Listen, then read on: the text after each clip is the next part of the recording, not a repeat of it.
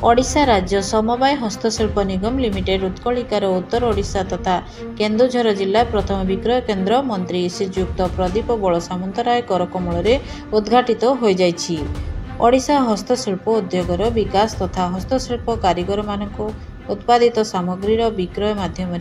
ओडिशार कारीगर मानकु कर्मसंस्थान जोगाइबा उद्देश्य कारीगर मानक प्रत्यक्ष सहयोग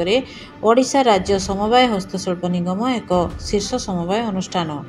ଏହି ପରିପ୍ରେକ୍ଷୀରେ ଉତ୍ତର ଓଡ଼ିଶା କାରିଗରମାନଙ୍କ ଶିଳ୍ପକୁ ପ୍ରାଧାନ୍ୟ ଦେଇ କେନ୍ଦୁଝରଗଡ଼ ମ୍ୟୁନିସିପାଲିଟି ଅନ୍ତର୍ଗତ ପରିଡ଼ା ମାର୍କେଟ କମ୍ପ୍ଲେକ୍ସଠାରେ ଏକ ନୂତନ ବିକ୍ରୟ କେନ୍ଦ୍ର ଖୋଲାଯାଇ ତାର ଶୁଭ ଉଦ୍ଘାଟନ ଉତ୍ସବ ଅନୁଷ୍ଠିତ ହୋଇଯାଇଛି। ଏଠାରେ ପଥର ଖୋଦେଇ, କାଠ ଖୋଦେଇ, ସବାଇ ଘାସ, ଗୋଲ୍ଡେନ ଗ୍ରାସ, ଚାନ୍ଦୁଆ ପଟ୍ଟଚିତ୍ର, ଆଦିବାସୀ ଜୁଏଲାରୀ, ତାଳପତ୍ର ଖୋଦେଇ, ପିତ୍ତଳ, ଢୋକ୍ରା, ଝୋଟ କାମ,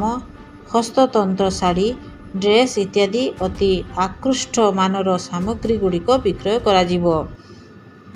ଶ୍ରୀମତୀ ମଧୁମିତା ରଥ, ସ୍ୱତନ୍ତ୍ର ସଚିବ, ହସ୍ତତନ୍ତ ବୟନ ଓ ହସ୍ତଶିଳ୍ପ ବିଭାଗ ପରିଚାଳନା ନିର୍ଦ୍ଦେଶିକା ଉତ୍କଳିକା କୁମାରୀ ଦେବସ୍ମିତା ସାହୁ, ସଭାପତି ଉତ୍କଳିକା ପ୍ରଶାନ୍ତ କୁମାର ମହାପାତ୍ର, ଉପସଭାପତି ଉତ୍କଳିକା ଶ୍ରୀମତୀ କଲ୍ୟାଣୀ ପଟ୍ଟନାୟକ, ଯୁଗ୍ମ ସଚିବ ହସ୍ତତନ୍ତ ବୟନ ଓ ହସ୍ତଶିଳ୍ପ ବିଭାଗ ତଥା ପରିଚାଳିକା ଉତ୍କଳିକା ଓ ଅନ୍ୟାନ୍ୟ ଅଧିକାରିଣୀ ଗଣ ଏହି ବିଶେଷ ଉତ୍ସବରେ ଉପସ୍ଥିତ ରହିଥିଲେ। କେନ୍ଦୁଝରରୁ ଜିଲ୍ଲା ପ୍ରତିନିଧି ସୁଢଳ କୁମାର ସେଠୀଙ୍କ ରିପୋର୍ଟ, ଅନୁଧ୍ୟାନ ଟିଭି। तो आसीलु उत्कलिका ये जहाँ खोलिला आम तो बहुत जगह बुलूलु ए जिन नहीं कि जहाँ भल है उत्कलिका खोला आम ये जिनस देपारू सागे जोगाजोग रखी आम सागे सार मैंने आमको आज डाकी ये बहुत खुशी लगुच आम ये जिनस ये करूँ बोलिक आज्ञा आज्ञा ये आशा अच्छी जिनस बहुत भलरे बिक्री हम जेहेतु आमर नाला ये किंतु आम समस्ते कटक भुवनेश्वर मार्केट थिला ये उत्कलिका नाला आमर उत्कलिका कलारू आम बहुत खुशी अच्छू आम सब बेले भी जिनस ये मार्केटिंग करूँ जेहेतु सार को बहुत बहुत धन्यवाद सी आम कथा मानी शुणी आम बहुत खुशी अच्छे। नूतन विक्रय केन्द्र शुभ उद्घाटन अवसर में आपण मानक समस्त को धन्यवाद दूची केन्दुझरवासी धन्यवाद दूची मीडिया भाई मान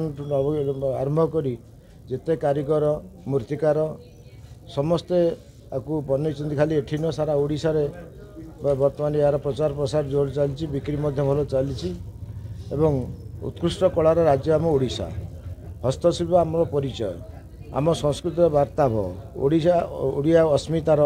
निछक निदर्शन मोर विश्वास उत्कलिकार केन्दुझर शाखा विक्रय केन्द्र जहाँ आज उद्घाटित हो जाइछि हस्तशिल्प कारीगर एक नुआ संभावना आनिब आर्थिक सशक्तिकरण आत्मविश्वास सृष्टि करिब आम संस्कृतिर प्रचार प्रसार करिब ऐतिह्य संपन्न हस्तशिल्प परंपरार संरक्षण करिब नुआ रोजगार सृष्टि करिब हस्तशिल्प कारीगर मानकु जीवन जीविका निर्वाह करे ये साहाय्य जोगाइब एवं भल रोजगार हेले यह प्रति आम युवपीढ़ी आकृष्ट हेबे। हलधरपुर उत्कलिका बहुत दिन पर आज ये गोटे उद्घाटन कले बहुत बहुत भल भी जिनस बिक्री हबार बहुत भल बिक्री हम आम